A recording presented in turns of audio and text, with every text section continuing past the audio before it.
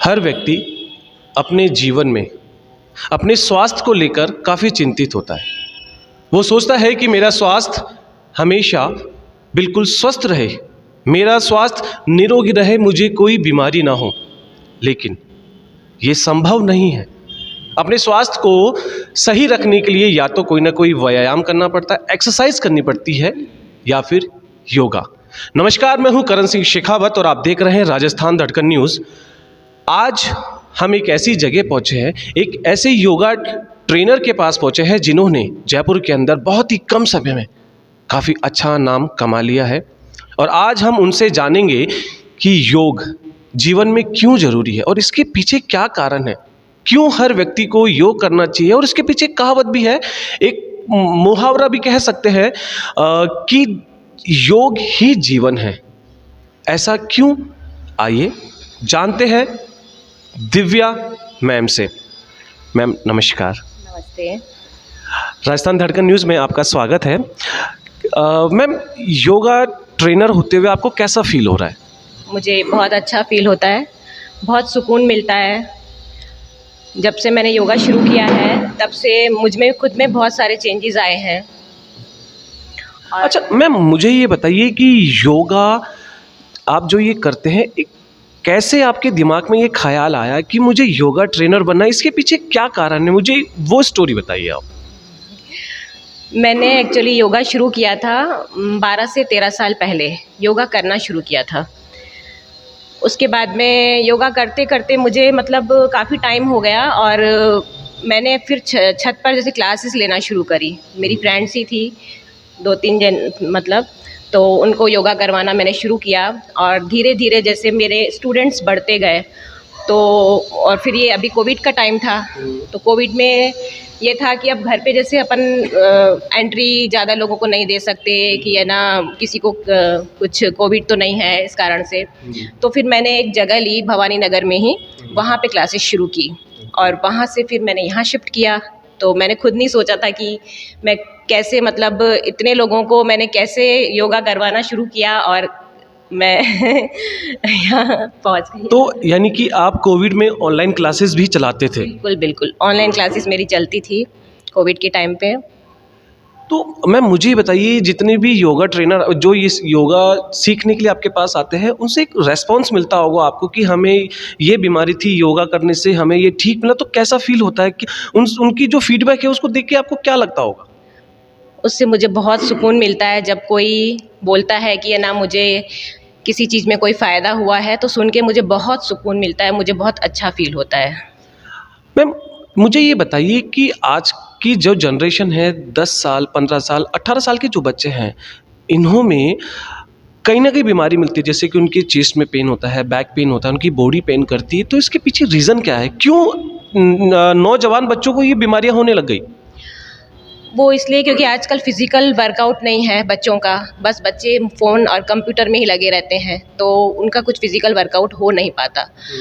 इसी कारण से वो अपने जैसे बैठे बैठे ही रहते हैं, बैठे बैठे वहीं कंप्यूटर, वहीं मोबाइल, पढ़ाई भी आजकल उसी पे ही होती है, जैसे लैपटॉप वगैरह में ही करते हैं बच्चे, तो उनका वर्कआउट नहीं हो पाता। यानी कि बॉडी को कम से कम कुछ ऐसा वर्कआउट करो जिससे कि वो मूवमेंट करती रहे। बिल्कुल, क्योंकि पहले जैसे गेम्स वगैरह बच्चे खेलते थे, वो तो आजकल वो चीज़ तो है ही नहीं। बाहर खेलने जाते थे तो बच्चे भी स्वस्थ रहते थे, और आजकल बच्चे बस वही खाया, वहीं बैठे, वहीं मोबाइल में जैसे गेम्स खेले, लैपटॉप में पढ़ाई करी बस। तो मुझे ये बताइए मैम कि डेली की दिनचर्या में, एक योगा ट्रेनर के अकॉर्डिंग डेली की दिनचर्या में कि क्या डाइट होनी चाहिए, जो आज की नौजवान हैं, जो जितने भी इंसान हैं, उनको क्या डाइट लेनी चाहिए? डाइट में देखिए, ज़्यादा से ज़्यादा लिक्विड डाइट लेनी चाहिए योगा के हिसाब से। लिक्विड डाइट ज़्यादा से ज़्यादा लेनी चाहिए, और बाकी फ्रूट्स वगैरह जैसे अगर अपन ज़्यादा खाते हैं, हमें नेचर ने जो कुछ दिया है वो सब हमें खाना चाहिए। तो मैम मुझे बताइए, आप एक योगा ट्रेनर है, आप अपनी डाइट में क्या रखते हैं? मैं तो सुबह जैसे एक बार जूस ले लेती हूँ मॉर्निंग में, उसके बाद ब्रेकफास्ट हल्का फुल्का, एंड दिन में जो लंच, एक चपाती, सब्जी, हरी सब्जी। यानी कि हरी सब्जी खाना बहुत कंपलसरी है। बिल्कुल, हरी सब्जी, फ्रूट्स खाना बहुत ही कंपलसरी है। अच्छा, मुझे मैम ये एक तो ये बताइए कि यूट्यूब पर जो योगा सिखाते हैं और एक योगा ट्रेनर, इन दोनों के बीच में क्या फ़र्क है? आजकल कई मैंने देखा है लड़कों को कि वो यूट्यूब से योगा सीख लेते हैं और योगा सीखने के बाद फिर वो अपनी खुद की छोटी मोटी क्लासेस लेके चालू हो जाते हैं। तो क्या उसमें क्या नुकसान है मैम, जितने भी नए उसके उनके पास आएंगे तो?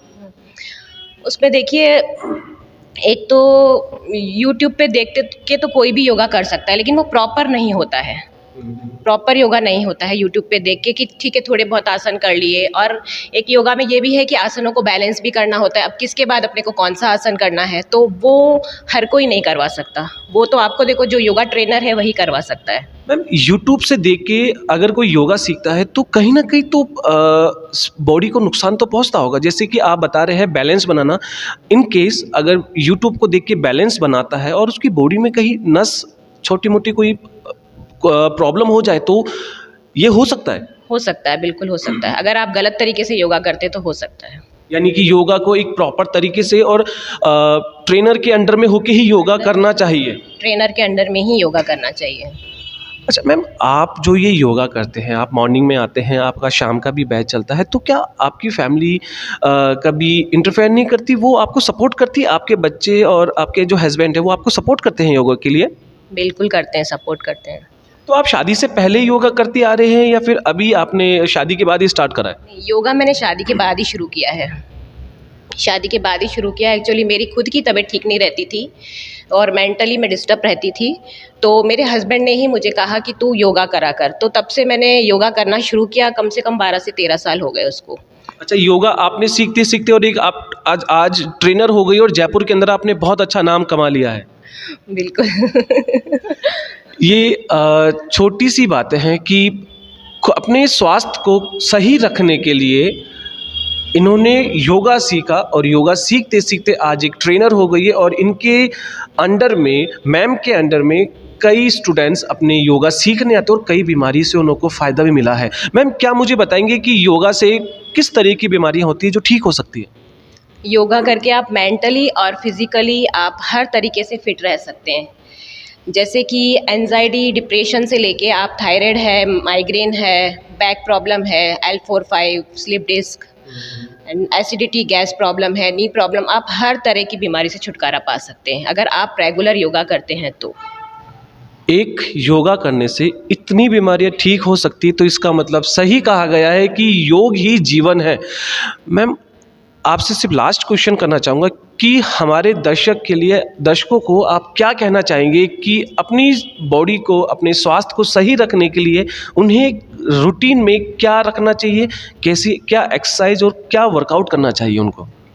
देखिए, 1 घंटा कम से कम अपने लिए निकालें आप। 24 घंटे हमें मिलते हैं। 24 घंटे में अगर आप 1 घंटा अपने लिए निकालते हैं और फिज़िकल वर्कआउट करते हैं तो आप मेंटली और फिज़िकल हर तरीके से आप फिट रह सकते हैं। तो सिर्फ 1 घंटा अपने लिए निकालें और योगा या कोई भी एक्सरसाइज आप कर सकते हैं। चाहे आप वॉक करें, मैं ये नहीं कहूँगी कि आप सिर्फ योगा ही करें, आप वॉक भी कर सकते हैं, किसी भी तरह का कोई भी वर्कआउट कर सकते हैं। यानी कि अपनी बॉडी को स्वस्थ रखने के लिए 1 घंटा हमेशा निकालें, यानी कि डेली का 1 घंटा, उसमें आप कुछ भी कर सकते हैं। चाहे जिम करो, वर्कआउट करो या मॉर्निंग वॉक पे जाइए या योगा कीजिए, पर 1 घंटा देना बहुत ज़रूरी है। देखते रहिए राजस्थान धड़कन न्यूज़। मैं करण सिंह शेखावत, कैमरामैन प्रेम शर्मा के साथ।